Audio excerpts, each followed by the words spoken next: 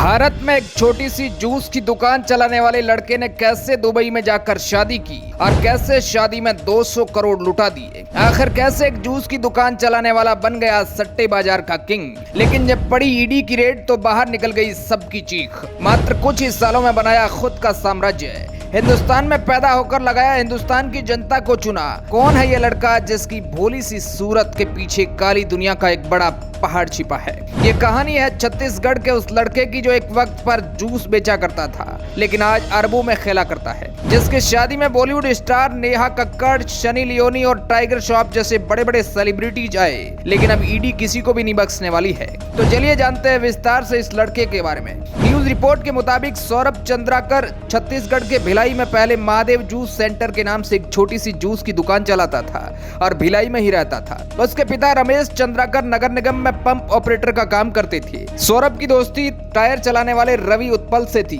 वो कुछ ऑनलाइन सट्टेबाजी एप्स पर दाव लगाता था। इसमें 10 से 15 लाख रुपए हार चुका था। सौरभ चंद्राकर के दोस्त रवि उत्पल ने भी सट्टेबाजी में लगभग 10 लाख रुपए गंवा दिए थे। सट्टेबाजी सिंडिकेट से वसूली का दबाव बढ़ने पर चंद्राकर और उत्पल दोनों भिलाई से दुबई भाग गए। दुबई में दोनों ने छोटे मोटे काम किए, फिर किसी तरह महादेव बुक ऐप नाम का एक सट्टेबाजी ऐप लॉन्च करने के लिए पैसे जुटाए। लॉन्चिंग के बाद से महादेव ऑनलाइन बुक सट्टेबाजी के लिए ऑनलाइन प्लेटफॉर्म देता था। रिपोर्ट के मुताबिक अब इसे भारत में बैन कर दिया गया है, लेकिन दूसरे देशों में यह चल रहा है। इन्होंने सट्टेबाजी के जरिए एक जूस की दुकान से अपने सपनों का महल खड़ा कर दिया और अरबों रुपए छाप दिए। बताया जाता है कि इनकी शादी भी राजा महाराजाओं की तरह हुई थी, जिसमें उन्होंने पूरे 200 करोड़ रुपए लगा दिए। शादी में सौरभ ने फरवरी 2023 में दुबई में की थी। नागपुर में रह रहे अपने परिवार और मेहमानों को ले जाने के लिए सौरभ ने अपनी शादी में प्राइवेट जेट किराए पर बुक किए थे।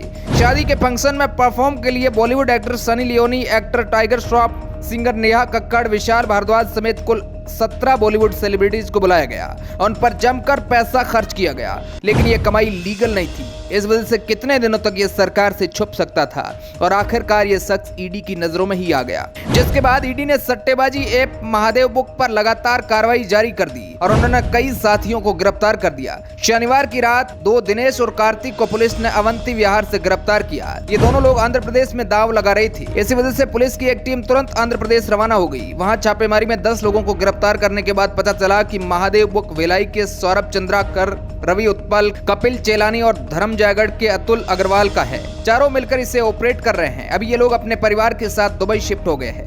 लेकिन सोचने वाली बात है कि इतने कम टाइम में इतना बड़ा रैकेट कैसे शुरू किया। पुलिस के अनुसार 2019 में भिलाई से महादेव बुक शुरू हुआ। सौरभ, रवि और अतुल तीनों ने हैदराबाद में रेड्डी अन्ना बुकी से ट्रेंडिंग ली।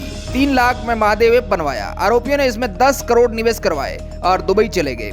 वहां से फिर आईडी बेचने लगे। 3 साल में ऑनलाइन गेमिंग और सट्टा से करोड़ों रुपए कमा चुके हैं। आरोपी 100 से लाखों रुपए में आईडी बेच रहे हैं। महादेव बुक के नाम से नंबर जारी किया गया। इसमें आईडी लिखकर भेजने पर लिंक भेजा जाता है। 100 रुपए जमा करने पर आईडी और पासवर्ड मिलती है। उसमें अलग अलग विकल्प होता है। आईडी में दाव लगा सकते हैं या ले भी सकते हैं। पुलिस की कार्रवाई के बाद भी महादेव बुक वाले लगातार छत्तीसगढ़ में आईडी बेच रहे हैं। वहीं इंडियन एक्सप्रेस की रिपोर्ट के मुताबिक ईडी ने इसी साल की शुरुआत में इस मामले की जांच शुरू की थी। पता चला कि छत्तीसगढ़ के भिलाई के रहने वाले चंद्राकर और रवि उत्पल महादेव ऑनलाइन बुक के मुख्य प्रमोटर है। ईडी ने अपनी हालिया कार्रवाई में महादेव बुक ऐप के मनी लॉन्ड्रिंग ऑपरेशन में शामिल दूसरे प्रमुख खिलाड़ियों की पहचान की है। ईडी ने पिछले महीने छत्तीसगढ़ से सट्टेबाजी सिंडिकेट में शामिल 4 आरोपियों को गिरफ्तार किया था। एजेंसी के मुताबिक ये लोग सरकारी अधिकारियों को प्रोडक्शन मनी के तौर पर रिश्वत दिया करते थे। अब तक रायपुर, भोपाल, मुंबई और कोलकाता में 39 जगहों में सर्च ऑपरेशन चलाए गए हैं। 417 करोड़ रुपए की अवैध संपत्ति जब्त कर ली गई है। एजेंसी 2 सरगनाओं चंद्राकर और उत्पल के खिलाफ रेड कॉर्नर नोटिस जारी करने की प्रक्रिया में है। रायपुर के एक स्पेशल